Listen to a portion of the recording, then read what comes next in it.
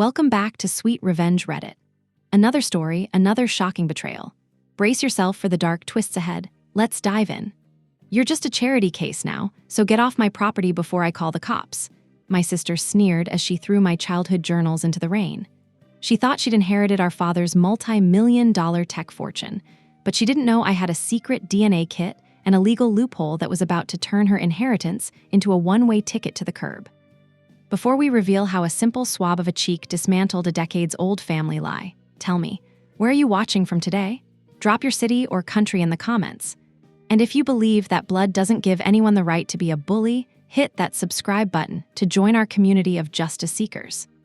My name is Clementine, and I grew up in the kind of Pacific Northwest privilege that most people only see in architectural magazines.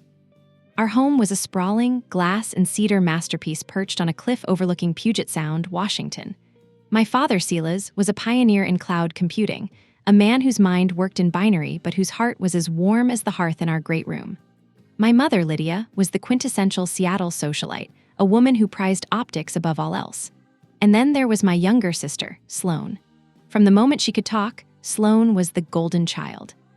While I was the quiet, studious one who spent my weekends volunteering at the local animal shelter or helping my father with his philanthropic trusts, Sloane was the star athlete, the prom queen, the one who navigated social hierarchies with the predatory grace of a shark. She was Lydia's masterpiece, and as the years went on, it became clear that the two of them had formed an alliance that left Silas and me on the periphery of our own family. The inciting incident occurred exactly 3 weeks after my father's sudden, devastating heart attack. The grief was still a raw, suffocating weight in my chest. Silas was my anchor, the only person who saw through the superficiality of our social circle.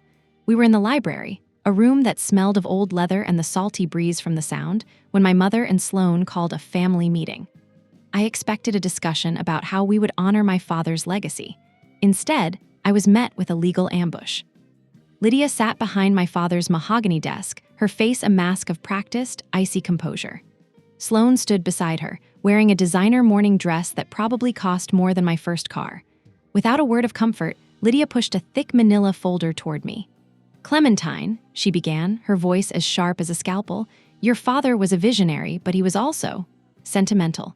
He made certain adjustments to his estate planning in the months before he passed. He felt that since you've already been provided for with your trust and your education, the primary estate, the house, the company shares, and the liquid assets should go to Sloane. She has the temperament to manage the Thorn name." I felt the blood drain from my face. My father and I had spoken about the estate for years. He wanted me to run his charitable foundation. The idea that he would leave me nothing but a sentimental pittance was a lie so bold it made my head spin. I reached for the documents, my hands shaking. The signature at the bottom of the codicil looked like my father's, but the phrasing was all Lydia. Sloane leaned over the desk, a smirk playing on her lips, a look of pure, unadulterated triumph. "Let's be real, Clem," she sneered. "You were always the help. You took care of him because you had nothing else going on. I'm the one who actually belongs in this world. You have 48 hours to pack your bags. I've already contacted an interior designer to gut your room. We're turning it into a meditation suite for Mom." The psychological humiliation was total. My own mother sat there, silent, as my sister treated me like a squatter in my own home. They weren't just taking my inheritance, they were erasing my place in the family. The environmental details of that moment are burned into my brain. The way the rain lashed against the floor-to-ceiling windows, the ticking of the grandfather clock that sounded like a countdown to my exile, and the smell of Sloane's expensive, floral perfume that felt like it was choking the very memory of my father out of the room. I was being evicted by my own blood, or so I thought. The 48-hour deadline was a descent into a psychological purgatory that I wouldn't wish on my worst enemy. I spent those 2 days moving like a ghost through the halls I had navigated since I was a toddler. Every time I passed a photograph of my father, I felt a fresh wave of nausea. The betrayal wasn't just about the glass and cedar walls or the millions in the bank. It was the realization that my mother and sister viewed me as a disposable line item in their ledger of greed. Sloane's arrogance grew with every hour she spent reclaiming the house. She didn't just want me gone, she wanted me obliterated. She spent the afternoon of my final day standing in the doorway of my bedroom, watching me fold my sweaters into cardboard boxes, a glass of vintage champagne in her hand. "You know, Clem," she said, her voice dripping with a condescending sweetness that made my skin crawl. "It's actually a mercy. You never really fit in here. You have that mousy, middle-class energy. You'll be much happier in a little apartment in the suburbs where nobody expects you to be a thorn." Her personality was a toxic blend of narcissistic entitlement and high society cruelty. She was the kind of person who viewed the world as a ladder and anyone she could step on as a rung. Lydia, my mother, was the silent architect of this misery. She wouldn't even look at me, preferring to spend her time on the phone with the Thorn Group's board of directors, smoothing over the unfortunate transition of power. The internal emotional struggle I faced was a storm of self-doubt and white-hot rage. I kept asking myself, how could my father let this happen? Why didn't he protect me? But deep down, in the quietest part of my mind, I knew the answer. My father hadn't changed his will. He had been manipulated, or the documents had been forged. But fighting a forged will in the USA probate courts can take years and hundreds of thousands of dollars, money I no longer had access to. The breaking point finally arrived on my final evening. The rain had turned into a torrential Pacific Northwest downpour, the kind that turns the sound into a gray, churning abyss. I was dragging my last suitcase toward the front door when I saw a pile of black trash bags sitting on the curb. My heart stopped. I recognized the floral pattern of a silk scarf peeking out. It was my grandmother, S. I rushed out into the cold, soaking rain and ripped the bag open. Inside were my childhood journals, my father's old hand-written letters to me, and the precious, fragile mementos of a life they were trying to delete. Sloane stepped out onto the porch, shielded by a large umbrella held by our longtime groundskeeper, who looked physically ill at what he was being forced to do. "It's just clutter, Clementine," Sloane called out over the roar of the rain. "Fresh start for the real thorns, remember? Now get off the property before I have you cited for trespassing. You're making the driveway look cheap." As I stood there, drenched to the bone, clutching a soaked journal to my chest, something in me snapped. It wasn't the kind of snap that leads to a breakdown, it was the kind that leads to a breakthrough. I looked at Sloane, standing there in her $1,000 cashmere wrap, and for the first time I didn't see a sister. I saw a stranger. I saw a woman who shared none of my father's features, none of his kindness, none of his humility, and as I looked closer through the blur of rain, none of his physical traits. My father had deep, soulful brown eyes and a distinctive cleft in his chin. Sloane was all sharp angles and icy blue eyes, much like the old family friend who used to visit my mother whenever my father was away on business in Silicon Valley. A memory surfaced from the back of my mind, a conversation I overheard when I was 10. My mother and her friend were arguing in the pool house, and the word mistake was thrown around with terrifying intensity. At the time, I thought they were talking about a business deal. Now, standing in the mud, I realized the mistake might be standing on the porch. The internal struggle vanished, replaced by a crystalline, icy focus. I wasn't just going to contest a will, I was going to dismantle their entire reality. I remembered that in my father's private study, a room Sloane hadn't bothered to gut yet because she found the books boring, there was a collection of his old grooming kits. I knew my father's DNA was there, and I knew exactly how to get Sloane's. I didn't argue. I didn't scream. I simply wiped the rain from my face, tossed my suitcase into my old car, and drove away. But I didn't go to a hotel. I went to a 24-hour pharmacy and bought 3 high-end, forensic-grade DNA collection kits. I had spent years as a research assistant during my MBA. I knew how the chain of custody worked in the American legal system. I spent the next 6 hours in a state of hyper-focused calm. I knew that in the USA, a biological heir status is the cornerstone of intestate succession and most family trusts. If Sloane wasn't a thorn, she wasn't an heir. And if she wasn't an heir, the codicil she and my mother had manufactured wouldn't just be contested, it would be irrelevant. The hunter had just become the prey, and she was too busy celebrating with champagne to notice the trap being set.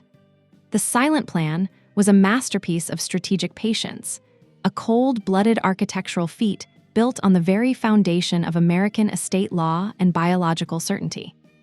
I knew that in the USA, particularly in the state of Washington, the legal definition of an heir is a fortress that is nearly impossible to breach, unless you have the literal blueprint of the person's existence. I didn't want a messy public spat. I wanted a surgical strike that would leave Sloane and my mother with no room to breathe. I moved into a modest airbnb in a quiet neighborhood, far from the prying eyes of the Thorn social circle, and turned the dining table into a war room. Step 1 was the genetic harvest. I knew I had my father's DNA from the hairbrushes I'd salvaged from his travel kit, and I had my own. But I needed Sloane's. I didn't need a blood sample. I needed the arrogance she wore like a shield. I waited 3 days until the Thorn Group's annual Legacy Gala, a high society event Sloane was hosting to debut herself as the new face of the company. I knew the catering staff. I had hired half of them over the years. With a few quiet phone calls and a bit of cash, I secured the help of a disgruntled server who had been on the receiving end of Sloane's vitriol one too many times. After the toast, when Sloane set down her crystal flute of vintage Veuve Clicquot to take a photo with the mayor, the server didn't wash it. He bagged it. I had her saliva, her lipstick, and her hubris all in one sterile plastic container. Step 2 was the forensic ambush. I didn't go to a consumer-grade genealogy site. I took the samples to a private, accredited forensic lab in Seattle that specialized in disputed airship cases. I paid for the rush service, my heart thrumming a frantic rhythm against my ribs every time my phone chimed. While the lab processed the markers, I began the paper trail. I sought out a powerhouse estate litigator, a man named Marcus Vane, who was known as the executioner of probate court. I walked into his office, not as the broken daughter, but as a woman holding a thermal detonator. I showed him the forged codicil and my father's original will. "Marcus," I said, my voice steady for the first time in weeks, "I don't just want to prove the codicil is fake. I want to prove the beneficiary doesn't legally exist in this lineage." Vane leaned back, his eyes narrowing behind his spectacles. "Clementine, if you can prove she isn't your father's biological daughter, the pretermitted heir statutes and the specific language of the Thorn family trust will kick in. Most high-value trusts in the USA are written with issue of the body clauses to prevent exactly what you're suggesting, outsiders stealing the bloodline's wealth.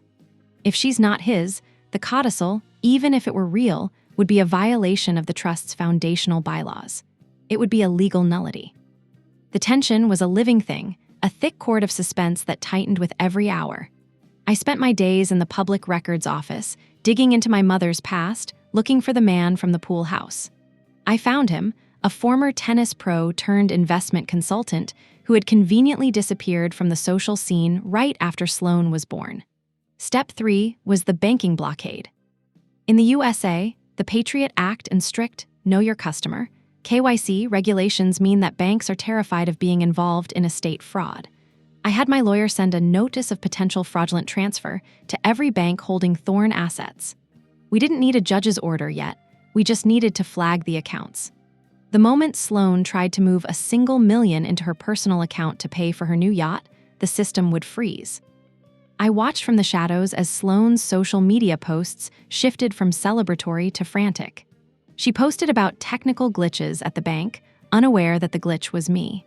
I lived in a state of hyper-awareness, my tactical planning moving into the final phase, the dead man's switch.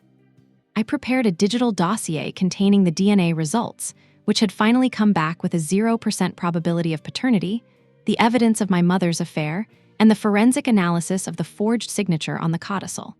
I set this dossier to be sent to the board of directors, the local press, and the probate judge at exactly 9:00 a.m. on the morning of the mandatory estate mediation. The psychological strain was immense. There were nights I woke up in a cold sweat, wondering if my father would be ashamed of me for tearing the family apart. But then I would remember him sitting alone in his final days while Sloane shopped in Paris, and my resolve would turn back to steel. This wasn't just revenge, it was an exorcism. I was purging the parasites from my father's legacy. I was the silent guardian of his life's work, and I was about to turn the lights on. The trap was set, the bait was taken, and the golden child was about to find out that her crown was made of nothing but stolen glass. The morning of the mandatory estate mediation arrived with a deceptive stillness. The Seattle fog hung low over the courthouse, a thick white shroud that mirrored the cold clarity in my heart. I arrived early, sitting in the back of the conference room in a sharp charcoal suit, a uniform of war. When Sloane and my mother swept in, they looked like they were attending a coronation rather than a legal proceeding. Sloane was draped in a cream-colored wool coat, her heels clicking against the hardwood with a rhythmic arrogance. She didn't even look at me. She treated me like a piece of furniture that had forgotten to be moved. Lydia, my mother, sat beside her, her face a masterpiece of practiced, high society grief, clutching a designer handbag like a shield. "Let's make this quick," Sloane sighed, checking her diamond-encrusted watch. "I have a flight to Aspen at 2, and I've already authorized the transfer of the final liquid holdings.